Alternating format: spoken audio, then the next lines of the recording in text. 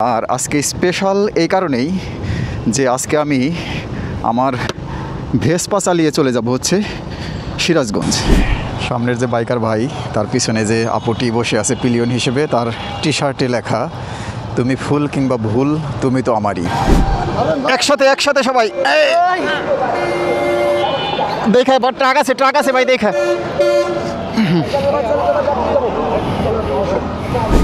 এই মারামারি ঝগড়াঝাটি এটা সেটা তো আছেই। সিএনজি আলাদের সাথে বাইকার ভাইরা যখন আমাদের এই যে সার্ভিস লেনটা আটকায় ফেলে তখন তো একজনকে তো মারতেই নিছিল। আপু টাপুকে জিজ্ঞেস করা ঠিক হবে না। সব গ্রামের একরকম রেওয়াজ নাই, বুঝছেন, কে কি মনে করে না করে। আপনাকে এখন সেই জায়গা দখল করে নিছে পদ্মা সেতু। তারপরেও যমুনা সেতু আমাদের কাছে, আমরা যারা উত্তরবঙ্গবাসী তাদের কাছে যমুনা সেতু একটা আবেগের নাম। এই রাস্তায় যেতে যেতে আমার সমস্ত ক্লান্তি, সমস্ত হতাশা, রাগ, ক্ষোভ, বিরক্ত সব কিছু উবে গেছে একদম। এই পথ যদি না শেষ হয় তবে কেমন হতো তুমি বলো তো। বিসমিল্লাহির রহমানির রহিম। হ্যালো ভিউয়ার্স, আসসালামু আলাইকুম। রান উইথ রাজীবের আরও একটি ভেসপা ব্লগিংয়ে আপনাদের স্বাগতম। আজ হচ্ছে 6 জুন 2025 আর আমি যাচ্ছি আজকে সিরাজগঞ্জ।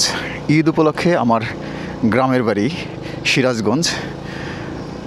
আমি সিরাজগঞ্জের মানুষ, সিরাজগঞ্জ যাব এটাই স্বাভাবিক। কিন্তু এই সিরাজগঞ্জ যাবার ব্যাপারটি অন্য যে কোনো সময় চাইতে আজকে একটু স্পেশাল।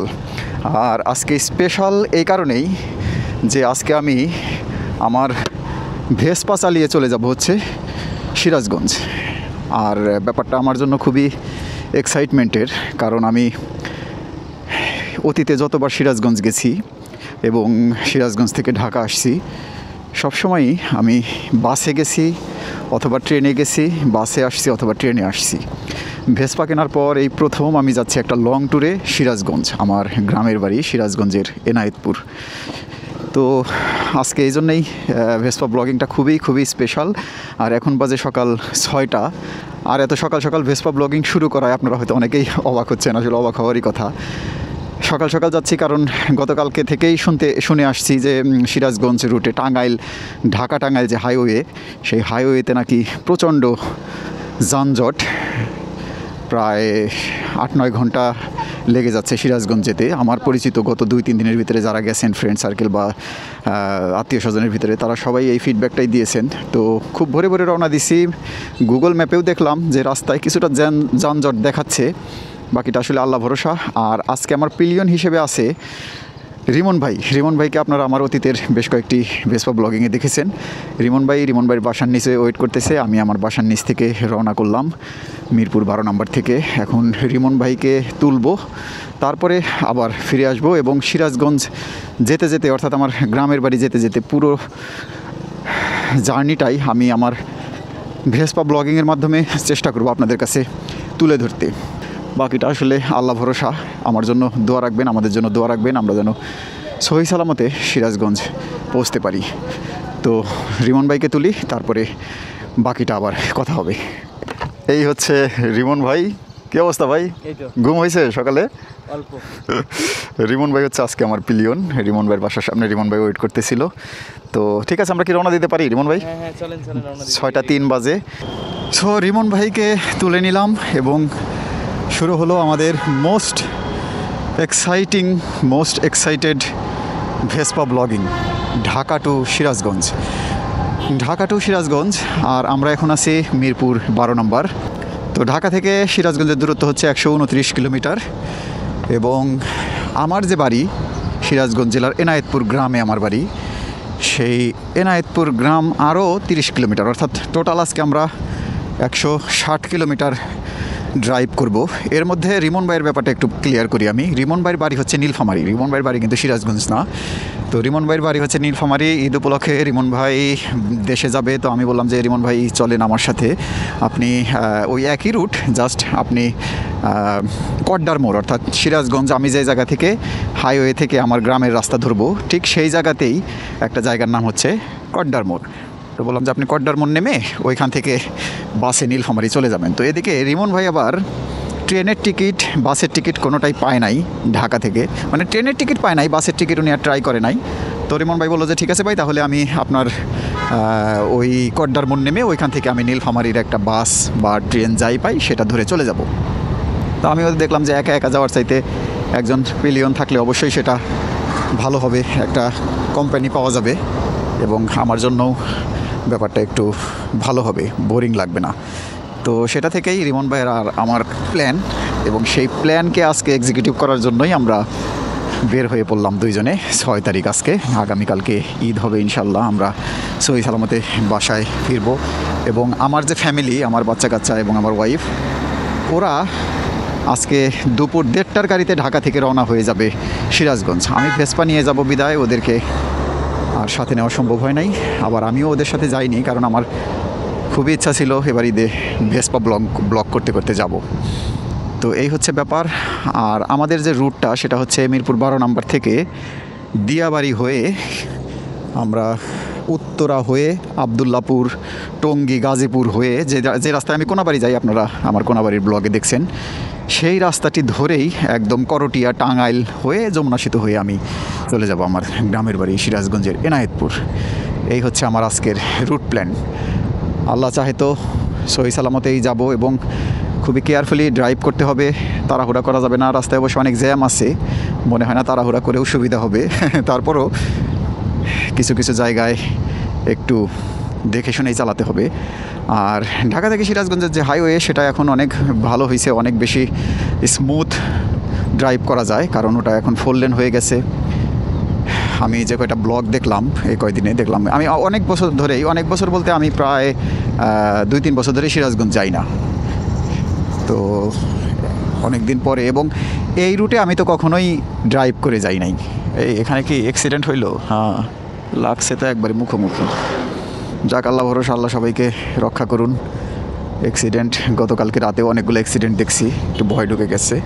তো ভয় পেলে চলবে না, কনফিডেন্স রাখতে হবে। আশা করি আমরা নির্ভয়ে যেতে পারবো। তো যেটা বলছিলাম যে ড্রাইভ করে আমি সিরাজগঞ্জেই প্রথম, তাই আমার জন্য সব কিছুই নতুন। অসংখ্য বার সেই 2002 সালে যখন যেটা হচ্ছে উত্তরা দক্ষিণ স্টেশন, সে 2002 সালে যখন ঢাকায় আসি, এসএসসি পরীক্ষার রেজাল্ট হওয়ার পর ঢাকায় আসি ভর্তি হওয়ার জন্য কলেজে, তখন থেকেই যতবার আসছি এই বাসে আসছি, কখনো বা ট্রেনে আসছি, কিন্তু কখনো এইভাবে বাইক চালিয়ে নিজে ড্রাইভ করে যাওয়ার অভিজ্ঞতা নাই। সুতরাং এই রাস্তাটা, এইভাবে যাওয়াটা আমার কাছে পুরোপুরি নতুন। রাস্তার অনেক কিছুই হয়তো বা আমাকে দেখে শুনে বুঝে চলতে হবে। তো দোয়া রাখবেন আমাদের জন্য। আর যেতে যেতে আপনাদের সাথে আরও অনেক কিছু শেয়ার করার চেষ্টা করব। আর সকালবেলার ওয়েদারটা কিন্তু দারুণ, কয়েকদিন ধরেই তো বেশ ভালোই বৃষ্টি হচ্ছিল। আজকে সেই বৃষ্টির ভাবটা আর নাই সকালবেলা। অবশ্য দুপুর গড়িয়ে বিকেলের দিকে কি হবে জানি না, তবে দুপুর পর্যন্ত বা আমার পৌঁছানো পর্যন্ত বৃষ্টিটা না হলেই হয়। বৃষ্টি হলে একদম ফেসে যাব। তো চলুন তাহলে সামনে আগানো যাক। ও, গাছে গাছে কৃষ্ণচূড়া এখনও আছে।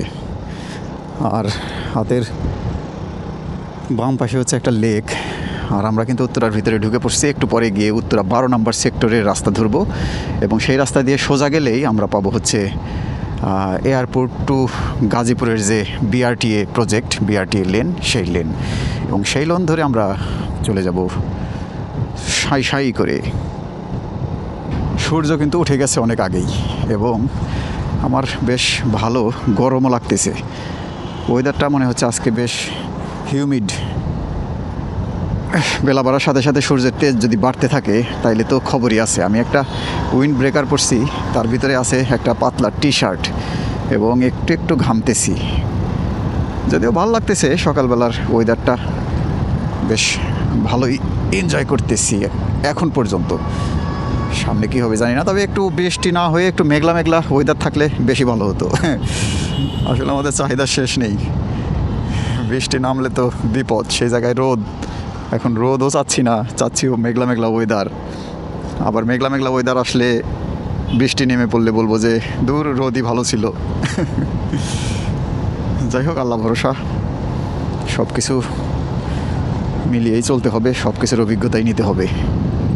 আর এই যে আমার হাতের ডান দিকে এটা হচ্ছে জমজম টাওয়ার বলে এটাকে, উত্তরা। গরু ছাগলের বিরাট হাট। আগে ছোটোবেলায় আমরা দেখতাম যে মাইকিং করা হতো, বিরাট গরু ছাগলের হাট। তো এটা নিয়ে একবার ট্রল করা হইল যে বিরাট গরু ছাগলের হাট নাকি গরু ছাগলের বিরাট হাট ইত্যাদিতে সম্ভবত একটা এপিসোড হয়েছিল এটা নিয়ে। তো সেখানে দেখাইছিল যে বিরাট গরু ছাগলের হাট মানে নাকি গরু ছাগলের বিরাট হাট।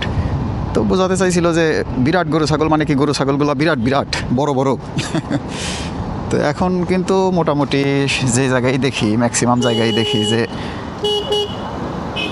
গরু ছাগলের বিরাট হাটটাই লেখা হয়, বিরাট গরু ছাগলের হাট লেখা হয় না। তবে এই গরুর হাট নিয়ে আমার অনেক স্মৃতি আছে, গরু কেনা নিয়ে অনেক স্মৃতি আছে কোরবানি ঈদে। সেই সব যেতে যেতে আপনাদের সাথে টুকটাক শেয়ার করব। এবার সামনে আগানো যাক।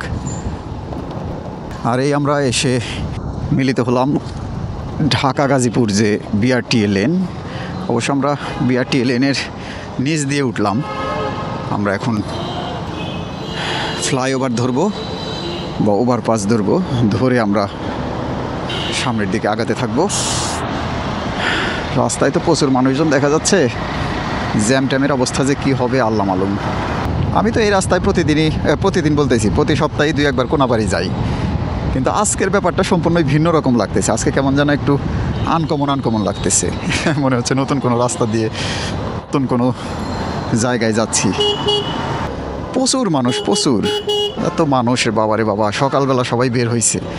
আরে আমি তো ভাবছিলাম যে আজকে একটু ফাঁকা পাবো, কিন্তু মর্নিং শোজ দ্য ডে। আজকের জন্য মনে হয় ঠিক সেটা, আজকে মনে হয় খবরই আছে। ওরে বাবা রে মানুষ রে বাবা। বিআরটিএর লেনে তো চলে আসছি, মাগার যে অবস্থা রাস্তার, ওরে বাবা রে বাবা।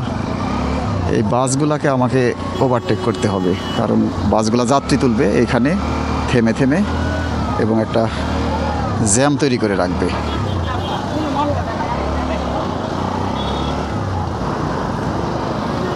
ওরে মানুষ রে বাবা, এটা তো আমার জন্য একেবারেই নতুন একটা এক্সপিরিয়েন্স।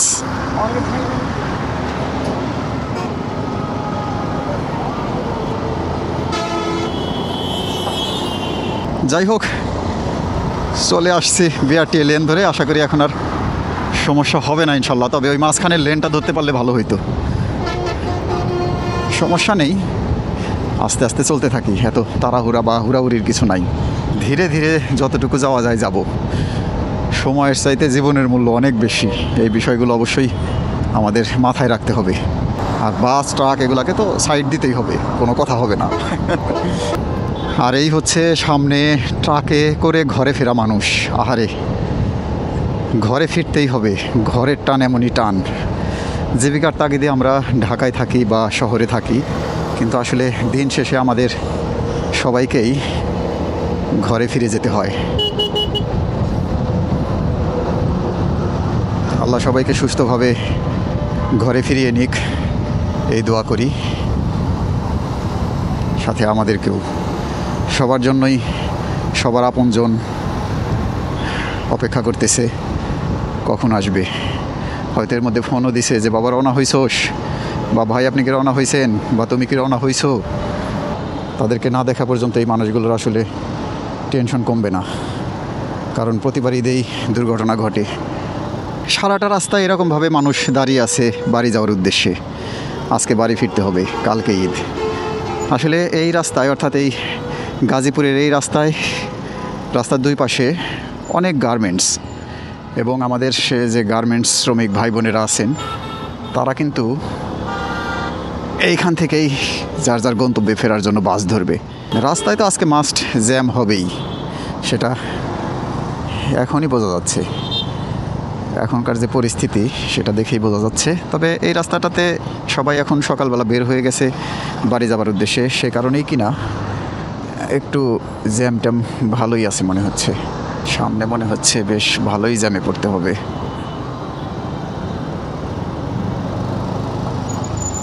তবে আজকে ট্রাক বেশি, পিক আপ ভ্যানগুলো বেশি। পিক আপ ভ্যানগুলোতে, কাভার ভ্যান না ঠিক, পিক আপ ভ্যান, এগুলাতে প্রচুর শ্রমজীবী মানুষ ঘরে ফিরে যাচ্ছে, বাড়ি ফিরে যাচ্ছে।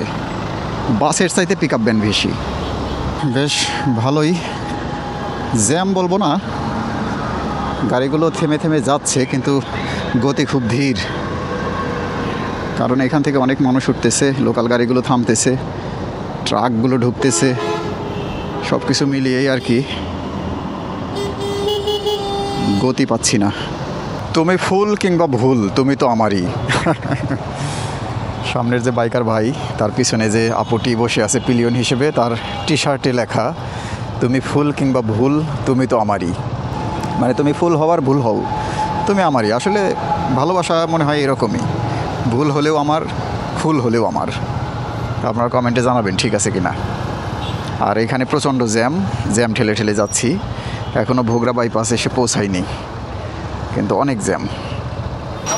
আমরা সবাই এই যে এই রাস্তায় জ্যাম, এই রাস্তা হচ্ছে ফাঁকা, এখন সবার গাড়ি ধরে ধরে ওই পাশে নিয়ে যাচ্ছি একসাথে সবাই। দেখা ট্রাক আছে ভাই, দেখা।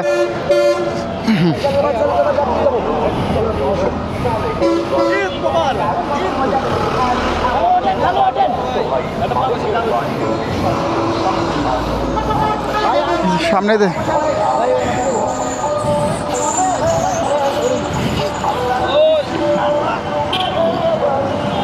ভাই, চাবিটা দেন।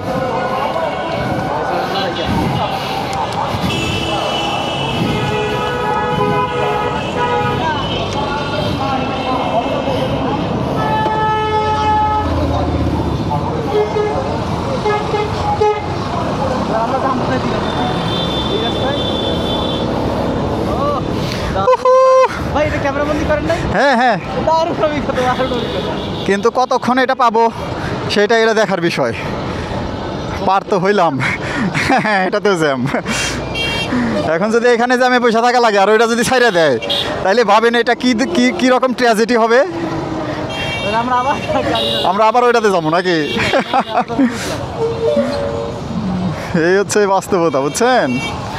এই নদীর পাড়ার ওপারের মতো। না, আমি ফুটপাতে উঠবো না, এটা আমি করব না।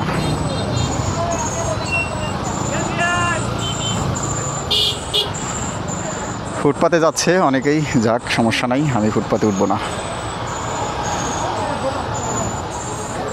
জ্যাম তো থাকবেই আজকে, এটা তো মেনে নিয়েই বের হয়েছি।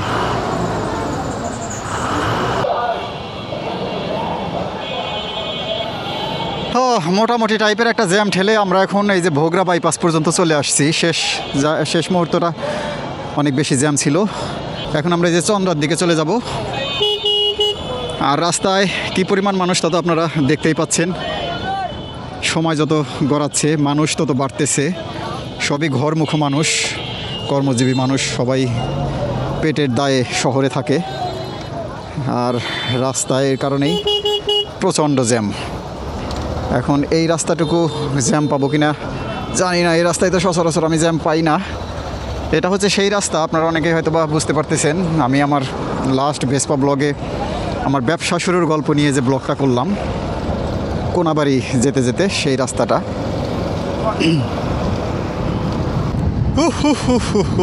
আমরা কিন্তু চন্দ্রা চলে আসছি। একদম এই রাস্তাটা পাইছি একদম মাখনের মতো ফাঁকা, মসৃণ। মাখনের মতো ফাঁকা না, মসৃণ। চন্দ্রা আসি নাই, বাট আমরা, এটা কোন জায়গা হবে, এটা সম্ভবত মৌচাক, গাজীপুর মৌচাক বা এর আশেপাশে দিয়ে হবে। তো যাই হোক, বেশ অনেকটা পথ ফাঁকা চলে আসলাম। এখন বাকিটার কি অবস্থা জানি না, তবে সকালে নাস্তা করে বের হই নাই। আমি জাস্ট একটা খালি সিদ্ধ ডিম খাইছিলাম। নাস্তাটা সেরে নিতে হবে। চিন্তা ভাবনা করছি যে চন্দ্রা শেষ করে তারপরে কোনো একটা হোটেলে ব্রেক দেব, দিয়ে নাস্তাটা করে নেব। আবার তেলও তুলতে হবে আমার। সিএনজি পাম্প খোলা কিনা জানি না, কয়টায় খোলে, তবে আগে নাস্তাটা করা জরুরি। ঘড়িতে যখন সময় 7:41, আর আমি তখন চন্দ্রা ওভারপাসের উপরে, অর্থাৎ ফ্লাইওভারের উপরে। আমি এই ফ্লাইওভার দিয়েই চন্দ্রাটা পাস করে চলে যাব। এই ফ্লাইওভারগুলো হওয়াতে অনেক সুবিধা হয়েছে। আগে এই ফ্লাইওভার যখন ছিল না, তখন দেখতাম চন্দ্রাতে ঘন্টার পর ঘন্টা জ্যামে পড়ে থাকতে হতো। কারণ চন্দ্রাটা হচ্ছে একটা চার রাস্তার মোড়ের মতো, চারদিক থেকে রাস্তা এসে মিশছে এখানে। তো এই ফ্লাইওভারটা কিন্তু সেই চন্দ্রা যে জ্যামটা, সেই জ্যামটা অনেকটাই কি পুরোপুরি লাঘব করে দিছে। এই রাস্তায় চলতে গেলে আর এখন জ্যামে পড়তে হয় না। তবে নিচ দিয়ে গেলে অবশ্যই জ্যাম হয়, উপর দিয়ে গেলে হয় না। আর আপাতত কোনো জ্যামের চিহ্ন দেখতে পাচ্ছি না। সামনে কি আছে জানি না, আল্লাহ ভরসা। এইভাবে টাইনা যাইতে পারলে তো 2 ঘন্টায় বাড়িতে পৌঁছায় যাইতে পারতাম। ভাই রাস্তায় ওগুলা কি বরফ পড়ছে? আমার কাছে তো মনে হলো স্নো পড়ছে। আর রাস্তায় এত ময়লা কেন? আল্লাহ, কি অবস্থা! পলিথিন উঠতেছে, কাগজ উঠতেছে। এটা কোনো কথা? একটা হাইওয়ে এরকম থাকবে? সি সি সি, লজ্জা করে। আমার সামনে দেখতে পাচ্ছি নাটোর 164 কিলোমিটার, পাবনা 167 কিলোমিটার। পাবনার আগেই হচ্ছে আমরা পাবো সিরাজগঞ্জ। মাই গড, এই অবস্থা এখান থেকে অর্থাৎ কালিয়াকৈর কাছাকাছি সম্ভবত। এত বিশাল জ্যাম ফ্লাইওভারের উপরে তো উঠতে পারলাম না। এখন এই বাইকার ভাইরা কোন দিয়ে কীভাবে যাচ্ছে না যাচ্ছে, কোন জায়গা দিয়ে আল্লাহ জানে। আমি তো ভাই অত ভালো চিনিও না, এদেরকে ফলো করে যামুগা। ভাই এই অভিজ্ঞতা আমার একবারে প্রথম, বুঝছেন? এই ঈদে এত মানুষ বাড়ি ফেরে, এত এরকম জ্যাম, এত যানজট, রাস্তাঘাটে এত মানুষ, এই অভিজ্ঞতা আমার ইতিপূর্বে কখনোই ছিল না। আমি তো বাড়িতে যাতায়াত করতাম, জ্যামে পড়তাম, বাসের ভিতরে থাকতাম, ঘুমায় টুমায় থাকতাম, টের পাইতাম না। কিন্তু রাস্তার যে চালচিত্র, যে এই অবস্থা, সেটা আমি এই প্রথম দেখলাম। যেভাবে পারে আরও আসছে নিচ দিয়ে। এখানে তো টেসলার যন্ত্রণায় তো চলাই যাচ্ছে না। বাবারে, টান দে রে ভাই, টান দে। আমি কোন দিকে যাবো ভাই? সব দিকে ওই দিকে যায়।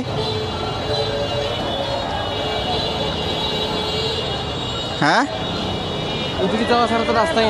জিজ্ঞেস করেন তো ওই যে ওই আর্মিটাকে। সিরাজগঞ্জের রাস্তা। ভাই সিরাজগঞ্জের রাস্তা কোনটা? এখন কি আবার এইদিকে? না না না, হ্যাঁ বাবারে বাবা, পুরাই তো গোলক দাদা। ভাই সিরাজগঞ্জের রাস্তা কোনটা? কোন দিকে কাটা, কোন দিকে? আমাদেরকে তো ওই আর্মি তো বললো এই দিক দিয়ে ঘুরে দিয়েছে। আমরা মানে এই যে সামনে ঘুরে ওই দিক দিয়ে যাইতে হবে না, এটাতে ঘুরে আবার ওই দিক দিয়ে কাটা। ভাই আপনি যেটা দিয়ে এখান দিয়ে ঘুরতে পারবো না। এদিকটা ঘোরেন, এদিকটা ঘোরেন। হ্যাঁ, এদিকে আর কোনো কাটা নাই, আপনি ঘুরতে পারবেন। বুঝছি।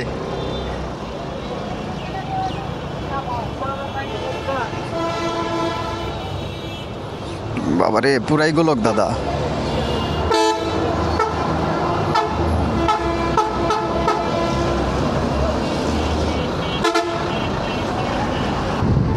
অভিজ্ঞতা আজকে যা হবে সেটা চরম অভিজ্ঞতা। একেই বলে চরম অভিজ্ঞতা।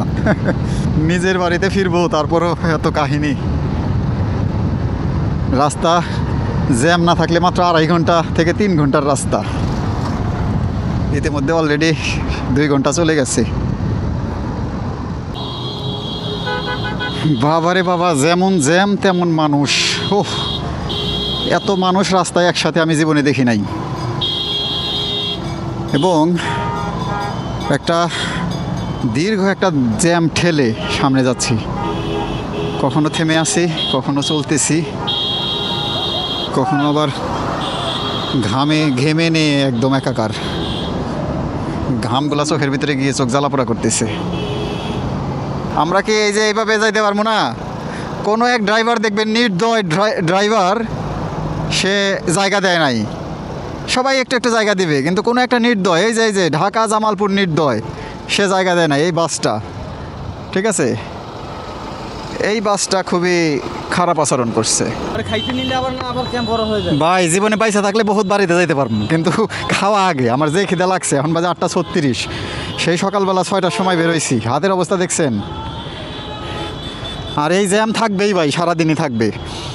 আমরা খাওয়া দাওয়া করে একবারে রিফ্রেশ হয়ে তুই কি এই যান নাকি গাড়িটাকেও একটু রিল্যাক্স দেওয়া দরকার। গাড়ির একটানা চললো 2.5 ঘন্টা। ভাই হ্যাঁ ওইখান পুরো সব বললেন তো ও আমরা আছি হচ্ছে আদি চায়না হোটেল অ্যান্ড রেস্টুরেন্ট। এখানে আমরা এখন খাওয়া দাওয়া করবো। আর যে অবস্থা রিমন ভাই একবারে গরমে এদিকে জগা খিচুড়ি হয়ে গেছে। এখন কথা হচ্ছে এই যান কি না না না সিরাজগঞ্জ পর্যন্ত না।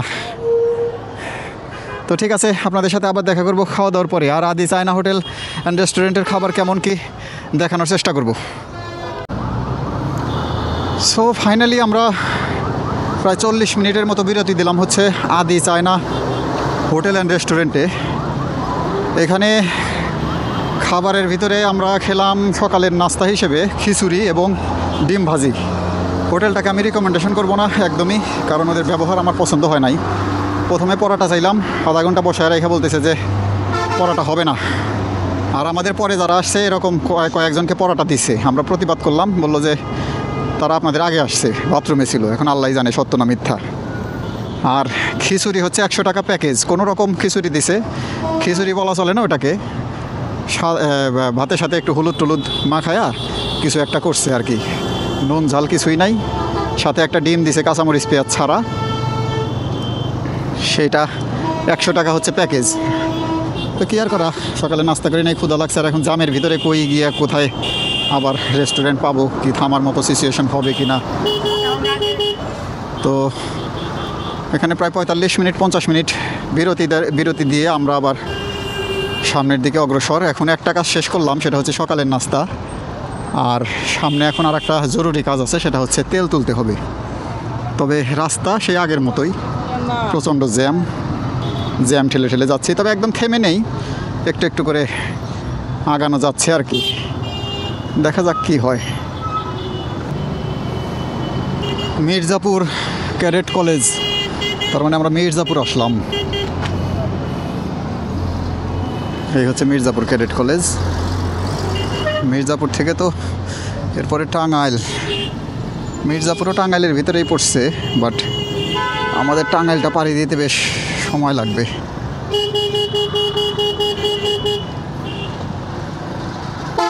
রাস্তার সাইডে চলার সমস্যা হচ্ছে বৃষ্টিতে এই যে ধুলাগুলা কাদা হয়ে গেছে।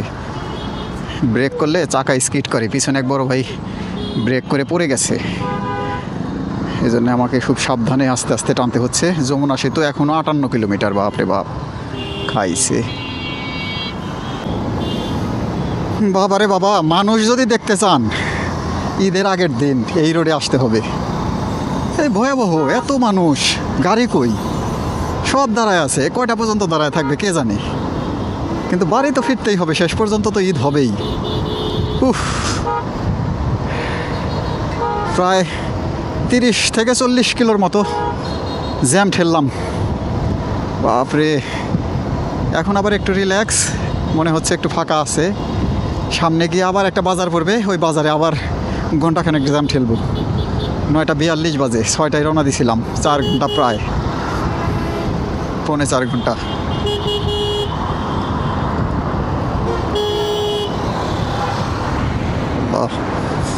রহম করো আল্লাহ, রহম করো। শেষ পর্যন্ত বাড়ি যেতে হবে। এইভাবে বাড়ি আমি কখনোই যাই নাই। আমি তো ঈদে বাড়িই যাই না, আর এইভাবে তো প্রশ্নই আসে না।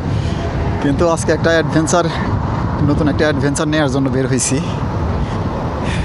ভালোই, খারাপ না, অ্যাডভেঞ্চারটা ভালোই লাগতেছে।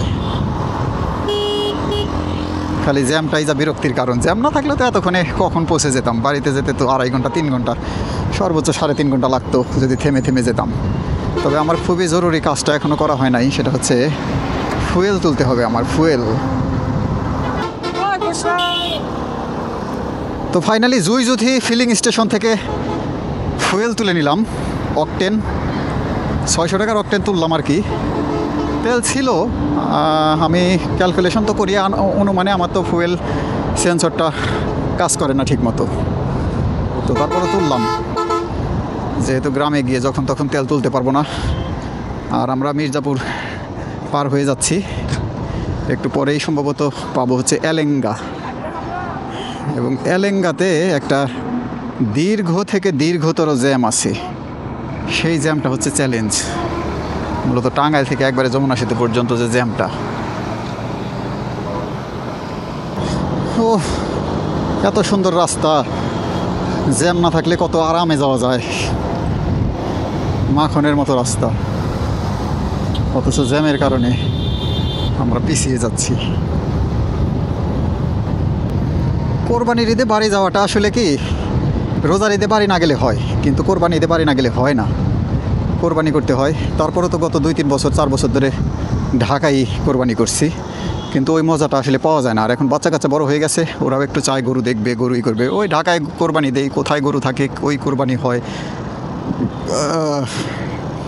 তো এবার বাচ্চা কাচ্চার জন্যই বেসিক্যালি যাওয়া হচ্ছে, যদি ওরা এখনও রওনা দেয় নাই। ওরা রওনা দেবে হচ্ছে 1:30টায় ওদের বাসে যে ওরা কীভাবে আসবে আল্লাহ মালুম। রাস্তায় যে জ্যাম, আমি তাও বাইক নিয়ে দেখছি পাচাপা দিয়ে চলে যাচ্ছি, কিন্তু বাস তো সেটা পারবে না। ওই 8-9 ঘন্টা সময় লেগে যাবে আর কি। বাচ্চা কাচ্চা নিয়ে ভালোই ভোগান্তি হবে ওর মায়ের। রিমন ভাই কি ঘুমাইলেন নাকি? ভাই ঘুমাইছেন? ঘুমাইয়া গেলেন? না না, এত সুন্দর রাস্তা, এত সুন্দর বাতাস, আমি তো ভাবছি আপনি ঘুমাইয়া গেছেন। ঘুরে যাইতেছেন। কোনো সারা শব্দ নাই। এরকম হইলে তো হইতো, তাই না ভাই? হ্যাঁ কিন্তু ঈদের আগে এরকম প্রত্যাশা করাটা বোকামি ভাই, হবে না হবে না। আবারে বাচ্চা কাচ্চা নিয়ে, ওয়াইফ নিয়ে, হেলমেট ছাড়া কেমনে যায় মানুষ? এত তাড়া রে ভাই, ঈদটা তো করবা ভালোভাবে গিয়া, একটা কিছু হইলে তো ঈদ শেষ, পুরো পরিবারের উপরে একটা ডিজাস্টার নেমে আসবে। কি দরকার ভাই? এই রাস্তা ফাঁকা দেখতেছেন না ভাই? হ্যাঁ এটার মানে হচ্ছে সামনে একটা বিশাল জ্যাম আছে। ফাঁকা রাস্তা ইঙ্গিত করে যে সামনে বিশাল জ্যাম আছে। আবারও ছোট্ট একটা 10 মিনিটের চা ব্রেক দিলাম, চায়ের দোকানে নামলাম, হাত মুখ ধুইলাম, ফ্রেশ হইলাম, ওই একটা লাল চা খাইলাম কড়া করে, অনেক রিফ্রেশ লাগতেছে এখন। আমরা আর খুব বেশি দূরে নাই, এখন ঘড়িতে সময় 11টা, জাস্ট 11টা বাজে। আর সামান্য একটু দূরেই সম্ভবত আমরা এলেঙ্গার পরই হচ্ছে যমুনা সেতু। আর যমুনা সেতু পার হলেই আমার শৈশব, আমার আবেগ, আমার গ্রাম, এনায়েতপুর গ্রাম। ট্রাক দেখে কেউ করিস না বয়, আড়ালে তার বাস হাসে। আমরা মনে হয় এলেঙ্গা চলে আসছি, আর এইখান থেকেই শুরু হবে সেই বিখ্যাত জ্যাম, যেটার কথা শুনে আসতেছি গত 2 দিন ধরে পত্রপত্রিকায়, সোশ্যাল মিডিয়াতে। উফ বাবা রে বাবা, এলেঙ্গার যে জ্যাম, আল্লাহ! আমার তো ভেসপা হওয়ার কারণে না, ভেসপাটার প্রতি ভালোবাসা আরও বেড়ে গেল। ভেসপা হওয়ার কারণে ফাঁক ফোকর দিয়ে বের হয়ে যাচ্ছি, বসে নেই 1 মিনিটও। কখনো 10 কিলোমিটার স্পিডে, কখনো 20, কখনো 40, কখনো আবার পাশ দিয়েই 60। কিন্তু ভয়াবহ জ্যাম এলেঙ্গাতে। আর কত কিছুতে দেখতেছি এই মারামারি ঝগড়াঝাটি, এটা সেটা তো আছেই। সিএনজি আলাদের সাথে বাইকার ভাইরা যখন আমাদের এই যে সার্ভিস লেনটা আটকায় ফেলে, তখন তো একজনকে তো মারতেই নিছিল। সব কিছু মিলে আসলে বিচিত্র অভিজ্ঞতা এবং ব্যাপক অভিজ্ঞতা। ঈদের ছুটিতে বা ঈদের আগের দিন না আসলে হয়তো বা এই অভিজ্ঞতাটা হতো না, অন্য সময় হয়তো এতটা বিচিত্র মানে বর্ণিল অভিজ্ঞতা হতো না। যাই সবাই বলতেছে এই পাশ দিয়ে নাকি যাওয়া যাবে। এক জায়গায় বসলে আমার আল্লাহ জানে, সব জায়গাতে তো গেলাম, এটুকার বাদ রাখবো কেন? ওই দিক দিয়ে যাচ্ছিলাম মেইন রোড দিয়ে, একটা লোক বললো, লোকাল বোঝে, ভাই এদিক দিয়ে যান, এদিক দিয়ে যান, এদিক দিয়ে গিয়ে আবার সামনে উঠতে পারবেন। সত্যি না মিথ্যা আল্লাহ জানে, যাই দেখি সবাই যাইতেছে, আমিও এই পরিস্থিতিতে আসলে সবাইকে ফলো করা ছাড়া আর কোনো ওয়ে নাই। সবাই দেখি এইখানে আইলো, রিসোর্টে আইলো। ভাই সবাই তো স্কুলে ভর্তি হচ্ছে। ঘটনা কি? আমরাও একটা বিরতি দেই ভাই। ভাই আপনারা কি স্কুলে ভর্তি হইতে আসছেন নাকি? জায়গাটা ঠান্ডা দেখে না থাইমা পারা গেল না। আইলাম তো ধান খেত, পাট খেত, পুরা কুইশাল খেতের মধ্যে দিয়ে ভাই। চাচা কি ভুল বললো নাকি সঠিক বললো না কই কি বললো আল্লাহ জানে। যাইতে থাকি, একটা বলে বাজার পামু। ভাইকে জিজ্ঞেস করো। কোন যে ভাই টোল প্লাজায় কি এই জায়গা দিয়ে যাইতে পারমু, বাজারের ভিতর দিয়ে? এই যে ভাই টোল প্লাজা যাবো কোন দিক দিয়ে? এই রাস্তায় ভাই আগে থেকেই জানে। আপনি কি জিগাইবেন এটা ভাই জানে। বাইরে এই পর্যন্ত কতগুলা জিগাইছে আল্লাহ জানে। বাহ বাহ, গ্রামীণ ফিল পাচ্ছি। ভাই ক্যামেরাটা ওরে বাবারে, অন করেন। অন করছি তো, ক্যামেরা অন, রেকর্ড হচ্ছে। এটা কি গ্রাম সেটাই খালি জানি না। গ্রামের নামটা জিজ্ঞেস করতেছি আমি ওই আপুকে দাঁড়ান। না থাক, ওই যে সামনে লোক আছে, আপু টাপুকে জিজ্ঞেস করা ঠিক হবে না। সব গ্রামের একরকম রেওয়াজ নাই, বুঝছেন? কে কি মনে করে না করে, আপনাকে কালচার বুঝতে হবে আগে, তারপরে। এইদিকে যান। হ্যাঁ গুড। এটা তো একদম গ্রাম। বাহ বিল্ডিংগুলো তো সুন্দর ভাই, এই টিনের বিল্ডিংগুলো। টিনের ঘর, আমাদেরও তো টিনের ঘর, আমাদের বাড়িতেও টিনের ঘর। ভাই এগুলো তো দেখতে তো সেই মজা লাগে। আপনাদের পাশে এরকম? এই চাচাকে জিজ্ঞেস করতে পারেন। কাকু এই গ্রামের নাম কি এটা? পল্লব বাড়ি। আচ্ছা পল্লব বাড়ি। ভাই এই ছবির মতো না? সুন্দর গ্রাম। আবার এই যে সামনে দেখেন ধান ক্ষেত, আবার আমের গাছ, আবার গরু, গরু। সবই আছে ভাই। আবার কাঁঠাল ধরছে, দেখছেন? আছে ভাই। আরে গাছ তো আছে, কাঁঠাল ধরছে। শুধু গাছ থেকেই তো শেষ না। ভাইও যায় ভাই, গাঞ্জার গাছ নাকি এগুলো ভাই? না, এগুলো পাট, পাট গাছ। সজনা পাতা, ইয়া তেঁতুল পাতার মতো। এগুলো বড় হবে তো, বড় হয়ে এগুলো থেকে সোনালি আঁশ বের হবে। এই কাকু টোল প্লাজা উঠবো কোন দিক দিয়া? টোল প্লাজা উঠবো কোন দিক দিয়া? যমুনা সেতুতে উঠবো কোন দিক দিয়ে? পানি লাগবে পানি। ঠিক আছে আঙ্কেল। ছোট এদিক দিয়ে না? সামনে ঘুরেন। আচ্ছা ঠিক আছে, থ্যাংক ইউ।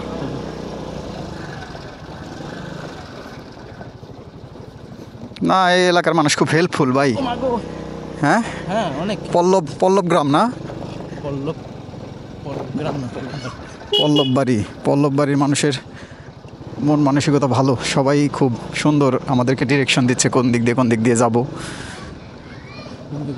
গ্রামটা ভালো লাগলো, ছায়া ঢাকা, শনিবীর ছায়া ঢাকা গ্রাম। শেষ সময়টুকু একটু পরশ পেলাম গ্রামের, ভালো। পল্লব, পল্লব, পল্লব গ্রাম না? পল্লব বাড়ি। পল্লব বাড়ি, মনেই থাকে না, নামটাও সুন্দর, পল্লব। ওই যে ভাই মেইন রোড দেখা যাচ্ছে, ওই যে এখান দিয়ে ওঠা যাবে, একটা রাস্তা আছে। Yes, we are successfully head to the Jamuna Setu. ওই জায়গায় একটা বাইক নাই। টোটো নেবেন এখানে? হ্যাঁ, এখানে ডোনরাইলে একবারে জেল, হ্যাঁ এনে একবারে জেল ডোনরাইলে। ও ভাই জেল কেমনে দিবে ভাই? ড্রোন যদি ওরা এসে বলে এটা কেউ রেখেছে, আমরা বলে আমরা জানি না। এখানে ড্রোন উড়ানো নিষেধ ভাই, হ্যাঁ এখানে যমুনা সেতুর ইয়েতে ড্রোন উড়ানো নিষেধ। কেন ওই যে পার্সোনালিটি মানে এটা আমি যদি অন্য কোনো জায়গা থেকে উড়াই আর যমুনা সেতুর উপরে নেই, হ্যাঁ। তাইলে ঠিক আছে। ওই যে লেখা রয়েছে মোটরসাইকেল লেন, কত সুন্দর। তা না রাইখা আপনি মিয়া কই আমার দাঁড় করে রাখছেন, আমার মাথা গাইমা গইলা গেলে পড়ে যেতেছিল। মাগো, দেখছেন? পাশায় দিকে ক্ষয় যে দিছে। এতক্ষণে আমরা কই চলে যাইতাম। দারুণ শান্তি লাগতেছে। ও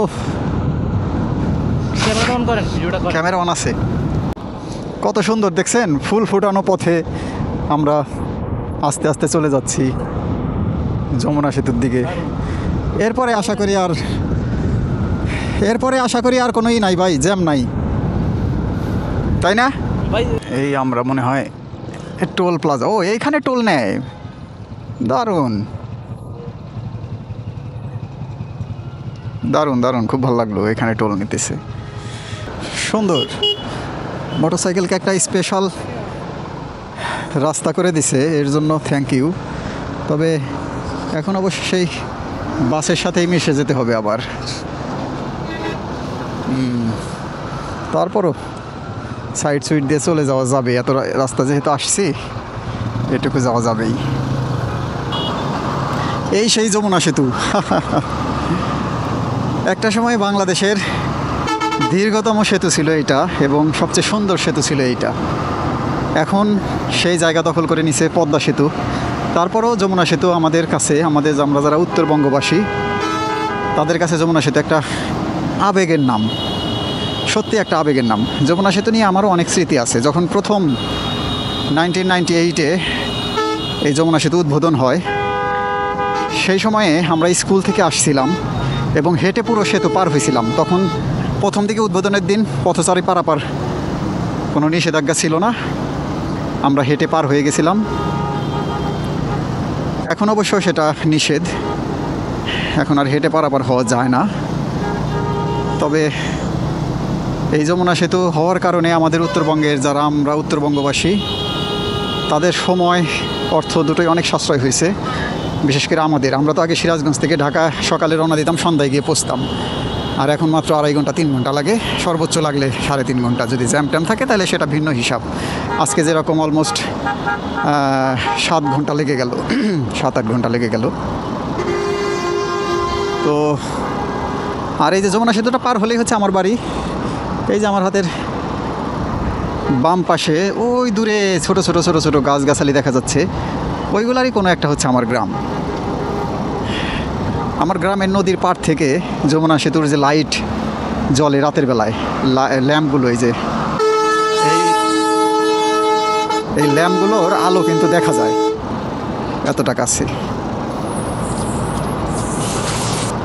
বাবা, যমুনা সেতুর উপরে গাড়ির চাপ প্রচণ্ড, খুবই সাবধানে যেতে হবে। নতুন পানি চলে আসছে যমুনায়। যখন পানি থাকে না তখন নিচে অনেক চর জেগে ওঠে। আর যমুনা সেতুর পাশে হচ্ছে এই যে রেল সেতু আপনারা দেখতে পাচ্ছেন আমার হাতের ডান দিকে হচ্ছে ওই যে ওইটা হচ্ছে রেল সেতু। নতুন এটা উদ্বোধন হয়েছে কিছুদিন আগে।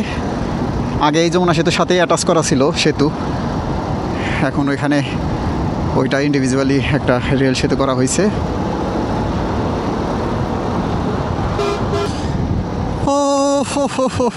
যমুনা সেতু শেষ করে চলে আসলাম যমুনা সেতুর পূর্ব পাড়ে। আর এই হচ্ছে আমার গ্রামের পথ, সিরাজগঞ্জের পথ। আমি বামে চলে যাব একটু পরেই। সায়দাবাদ যে জায়গাটা, সেই জায়গাটা থেকে আমি বামে চলে যাব। ভাই, এই যে আমার গ্রামের রাস্তা বাম দিকে। কোনটা? এই যে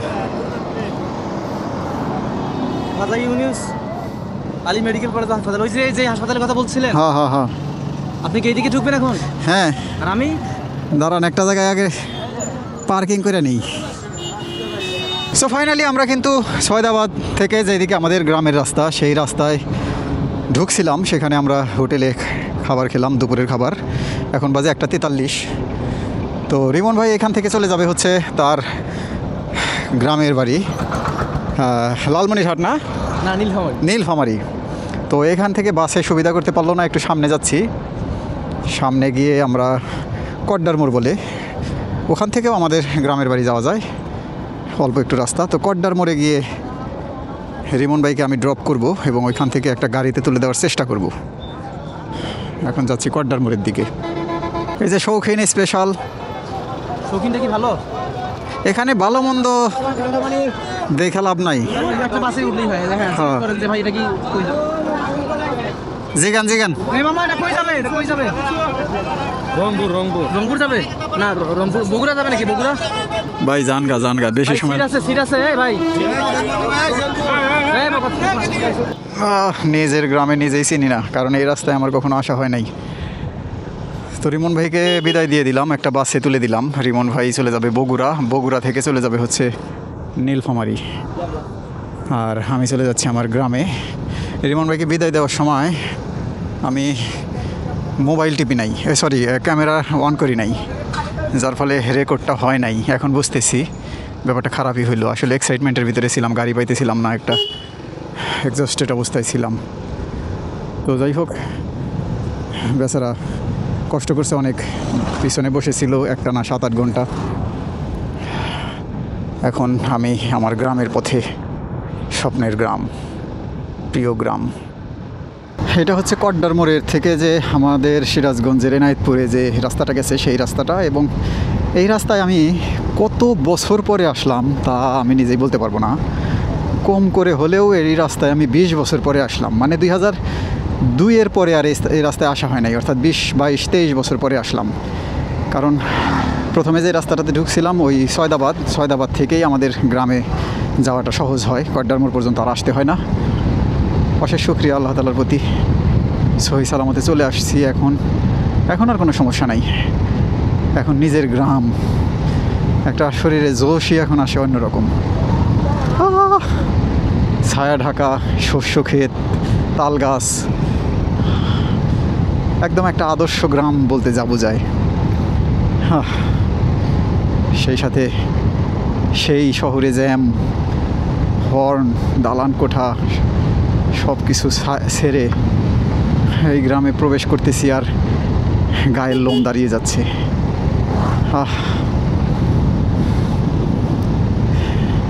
ছায়া ঢাকা পথ,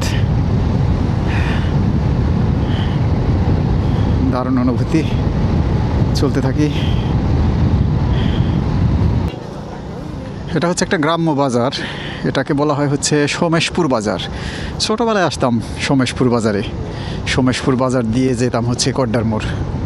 এই বাজারটা আমি শেষ যখন দেখছিলাম তখন আসলে এইরকমই ছিল। হ্যাঁ, রাস্তার পাশে এগুলো কি পাটের পাতা সব পেকে গেছে, মনে হচ্ছে যে সর্ষে গাছ। আর সামনে যে রাস্তাটা সেটাই হচ্ছে আমাদের গ্রামের রাস্তা, অর্থাৎ এই কড্ডার মোড়ে বাইপাসে এসে আমি ওই রাস্তায় এখন চলে যাব গ্রামে। আর এটাই হচ্ছে সয়দাবাদের রাস্তা। সয়দাবাদ যাওয়ার জন্য এই রাস্তা দিয়েই আমাকে যেতে হয়, যে এনায়েতপুর 16 কিলোমিটার, অর্থাৎ আমার যে গ্রাম সেটা হচ্ছে 16 কিলোমিটার। এবং এই যে আমি আমার গ্রামের রাস্তায় উঠে পড়লাম, এই রাস্তা দিয়ে একদম সোজা গেলেই গ্রাম, কোনো ডানে বামে নাই। ও, রাস্তা তো অনেক ভালো করছে, এই রাস্তাটা অনেক ভাঙাচোরা ছিল আগে। আহা, কত সুন্দর গ্রাম, কত সুন্দর রাস্তা। সেই সব ছেড়ে কোথায় থাকি? ঢাকায় থাকি। মনে হচ্ছে হেলমেটটা খুলে বুক ভরে নিঃশ্বাস নেই, কিন্তু সেটা তো করা যাবে না। রাস্তার পাশের গাছগুলা, ও অমায়িক, খুবই ইমপ্রেসিভ ওয়েদার এবং নেচার। পাশ দিয়ে আবার একটা খালের মতো, এই খালটা টানা চলে গেছে আমাদের গ্রামের দিকে একদম। মনটা ভরে যাচ্ছে, বুকটা ভরে যাচ্ছে।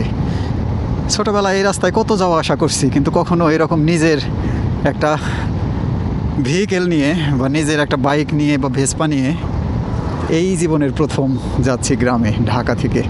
এবং সত্যি কথা বলতে ঢাকা থেকে একবার এই কড্ডা পর্যন্ত আসতে আমি যতটা বিরক্ত বোধ করছি বা যতটা এক্সস্টেড ছিলাম, আমার এই রাস্তায় যেতে যেতে আমার সমস্ত ক্লান্তি, সমস্ত হতাশা, রাগ, ক্ষোভ, বিরক্ত সব কিছু উবে গেছে একদম। এটাই মনে হয় গ্রামের মাহাত্ম্য। এই যে খড়ের গাদা নিয়ে হেঁটে যাচ্ছে গ্রামের মানুষ, আর কি সুন্দর ওয়েদার, হ্যাঁ, কি সুন্দর নেচার। রাস্তাটা অসাধারণ, বাম পাশে বড় বড় গাছ, ডান পাশে খড়ের গাদা, ছোট ছোট ঘর বাড়ি, আর ওই পারে সুন্দর ধানি জমি। আমার এখানে জোরে টানতে ইচ্ছে করতেছে না, থাকুক না এই রাস্তাটা।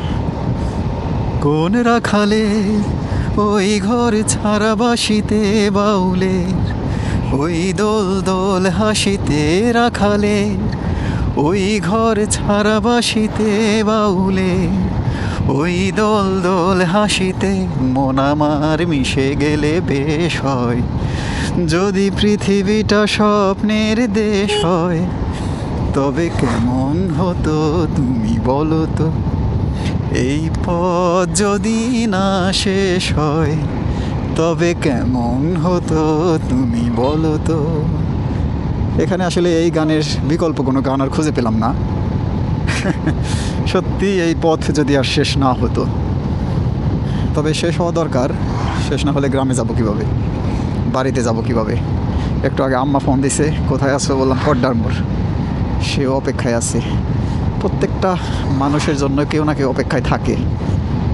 পৃথিবীতে কেউ আসলে একা না। আমরা অনেক সময় ভুল করি, ভাবি আমার কেউ নেই, আমি একা। তারপরে নিজেকে আড়াল করার জন্য অনেক ভয়ঙ্কর ভয়ঙ্কর পদ্ধতি আমরা অবলম্বন করি, যা আসলে ঠিক না।